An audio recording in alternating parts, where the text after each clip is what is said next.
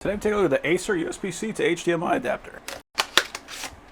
We got a nice flexible cable. That is a USB-C plug. We got kind of a ridged texture all the way around it. On the front we got HDMI, USB-A, and USB-C. We actually got a button so you can turn off that HDMI port. And in the manual it says that power delivery port is capable of 100 watts fast charging. So I'll plug this into the laptop. So we got a light that comes on. That's actually kind of nice. And because this has power delivery, I'm going to plug my power supply directly into this. And if you look closely, you can see that that is currently charging. So you can use this for not only the HDMI, but also display power. So you only need to use that one cable in order to give all three of these ports. Now I can plug in the external monitor. So it does see it. And there we go. Now we got our external monitor as well. So with this, I can take my files and folders. I can run it over there. So I can watch videos over here while I'm working on my laptop. So I'm also curious about this button.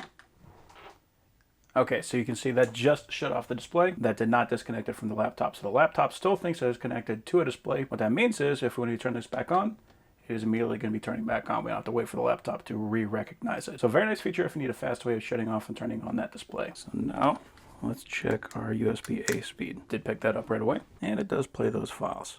So let's do a speed test.